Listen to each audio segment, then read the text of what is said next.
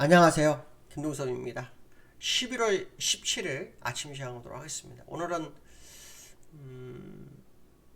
수능이죠. 수능이라서 장이 10시에 열립니다. 그래서 4시까지 한다는 거 아시면 좋을 것 같고요.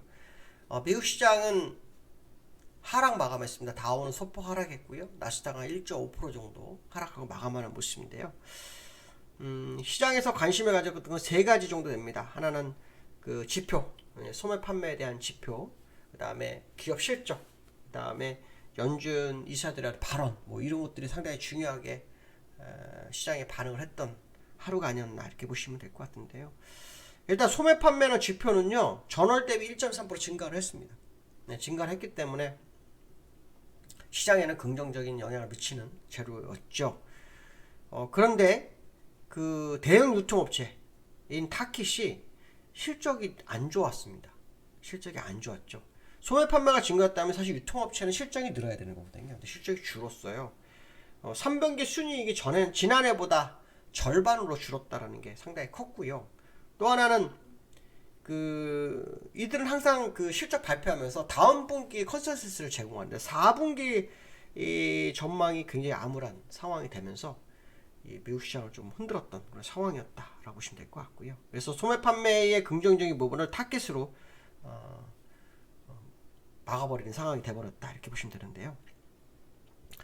연준 의원들의 발언도 좀 컸습니다. 연준 의원들 발언 중에서 이제 메리 데일리 그 샌프란시스코 연은 총재의 발언이 큰데요. 지난번에 메리 데일리 그 연은 총재가 금리 속도 조절 가능성을 언급하면서 미국 시장이 상승을 시작했거든요. 12월 달에 금리가 이제 자이언트 스텝이 예상이 됐었죠. 소비자 물가 지수가 안 좋았기 때문에 11월, 12월 둘 다 자이언트 스텝 가능성이 제기됐었는데 그 와중에 메리데일리가 12월에는 속도 조절에 대해서 논의를 할 수 있다 뭐 이런 얘기를 하면서 금리 속도가 되나보다 이렇게 얘기를 했었죠. 그리고 실제로 연준은 그 자이언트 스텝과 빅 스텝이 예정이 돼 있었고 소비자 물가지수에 따라서 이 빅스텝이 자이언트 스텝이 될 거라는 생각을 했었던 부분이거든요. 그러니까 원래 정해진 빅스텝이에요. 지금은 이제 연말 12월에 빅스텝 가능성이 굉장히 높은데요. 그 메르델리가 이런 얘기를 합니다. 긴축 속도를 완화할 수 있지만 긴축 기조는 계속되어야 될 거다. 이게 정답이죠. 완화가 된다는 것은 속도 조절만 되는 거죠. 속도 조절만 완화되는 거지 다른 건 되지 않습니다. 금리를 내리거나 그런 건 전혀 상관이 없다는 거죠. 왜냐 연준은 2%까지의 그 금리 목표치를 생각하고 있기 때문에 거기까지 가려면은 어떻게 될지 모르는 거예요. 실제로 시장에서는 스탑앤고라 해서 금리를 잠깐 멈추는 거에 대해서 상당히 부담을 갖는 학자들이 나오고 있어요. 지난번 레리 썸머스 같은 경우에도 그런 얘기를 한번 했었던 기억이 있죠. 그도 1970년대에 스탑앤고 때문에 그 인플레이션이 더 커졌고 그로 인해서 폭등하는 금리 인상이 있었다 이런 얘기를 했죠.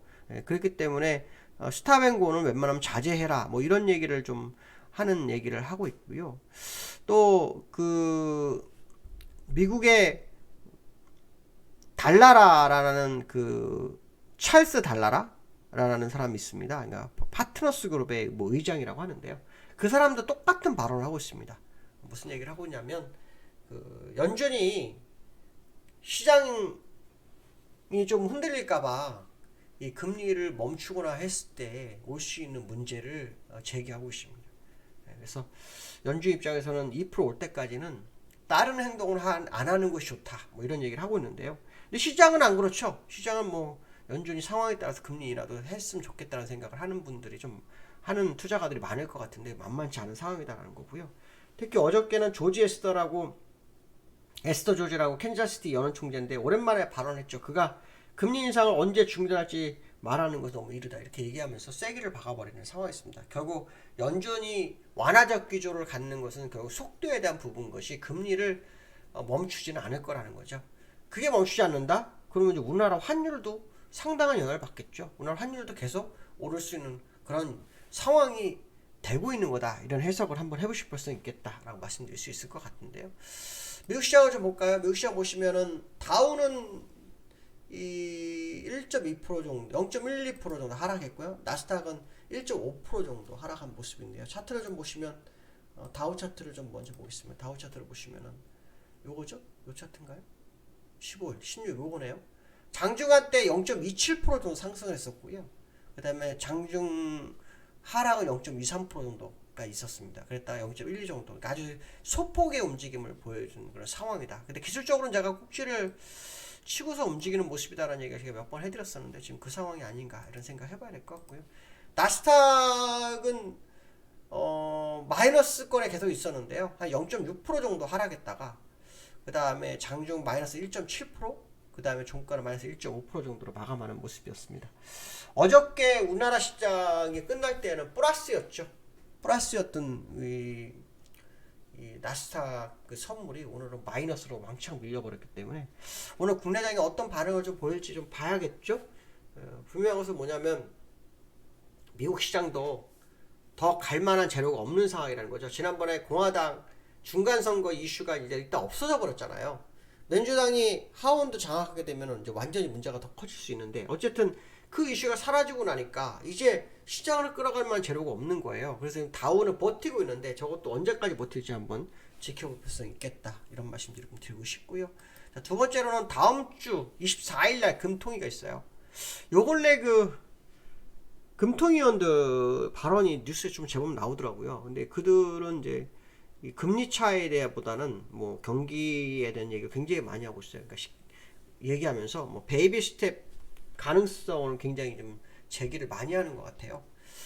미국이 만약에 이걸 빅스텝을 하게 되면은 우리나라하고 미국하고는 한 1% 정도 벌어지죠. 지금 현재 0.75 벌어진 상태인 거예요. 그래서 0.25 올리면은 0.5고 미국이 0.5라면 1%죠. 그러니까 최소 1% 정도의 금리 차가 유지될 텐데 그게 맞는지를 봐야 될 것 같아요. 저는 미국이 잠깐 멈추는 이 사이에 우리나라도 빅스텝 정도에서 조금이라도 더 줄여놓는 게 더 현명하지 않을까. 연준위원들이 여전히 긴축 기준을 유지할 거다라고 하는 것은 인플레 2% 올 때까지는 금리를 속도는 있을지 모르겠지만 올릴 확률이 굉장히 높거든요. 저는 연준이 금리를 7%까지는 끌고 갈 수 있다고 보는데 그게 어떻게 될지는 뭐 봐야겠죠. 누가 알 수 있겠습니까? 그러나 분명한 것은 뭐냐면 우리나라가 미국보다는 금리가 높은 게 낫죠. 그래야 해외로 자금이 덜 빠져나갈 확률이 높다는 거죠. 조건이 그 정도 형성해 놓는 것이 훨씬 유리하지 않느냐. 근데 우리나라가 미국보다 금리가 낮은 상태에서 계속 가게 되면 우리나라에서 자본이 계속 빠져나갈 수 있고 그것은 환율에도 지대한 영향을 미칠 수 있지 않을까 이런 생각을 한번 해봐야 될 것 같습니다. 그래서 다음 주에 금통이 베이비 스텝 시작에 계속 밑밥 가는 그런 모습이 있는데요. 어떤 모습일지 한번 지켜봐야 될 것 같고요. 세 번째로 환율에 대한 얘기 부분인데요. 환율이 어저께 보니까 1,300원인가 1,200원대에 갈 거다라는 뉴스도 나오네요. 재차 1,400원을 갈 거냐 1,200원을 갈 거냐 뭐 이 싸움인데요. 저는 환율에 대해서 뭐 말씀드린다면 환율은 아직 이 목표치를 채우지 못했다라는 쪽에 무게를 좀 실고 봐요. 환율이 아직 뭐 쭉 빠져서 60일선도 깨고 막 120일선도 깨고 막 그러니까 추세 이탈이다 그런 생각인데 월봉으로 보시면 뭐 아직 글쎄요 조금 더 지켜볼 필요성이 있다. 뭐 5월선 깼죠? 근데 이게 이제 일봉에서 보면요 내려올 때 개파락이 하나 둘 세 개 네 개가 있어요. 여기서 보죠. 하나 그렇죠? 두 개 세 개 그렇죠? 여기 저점이 얼마예요? 1383원 요 고점이 1380원이요. 그러니까 하나 둘 셋 네 개가 개파락이기 때문에 이 개파락은 대부분 다 메우거든요. 네, 대부분 다 메우기 때문에 아무래도 조금 부담스럽죠. 그러니까 1200원을 가기 전에 1400원을 먼저 다시 볼 수도 있다라는 생각을 해보는 게 현명하지 않을까. 여기 환율에서는 환율이 좀 올랐어요. 아마 이 연준 의원들의 발언이 영향을 미쳤는지 모르겠지만 여기 환율에서는 환율이 1336원 정도에 끝났어요. 장중한 때 얼마까지 하면 1338원까지 갔거든요. 그러면 어저께보다 지금 11원이 높은 상태인데 요 근래 시장의 모습을 보면 여기보다 본장이 더 강한 모습이 보였거든요. 지난번에는 여기에는 강했는데 본장에서 약했는데 이번에는 여기에는 영예보다 본장이 훨씬 강한 모습이 요 근래 보이는데 오늘 어떤 모습을 보이는지 한번 지켜볼 필요성이 있겠다 이런 말씀 드리고 싶습니다. 오늘 여기까지 하겠습니다. 감사합니다.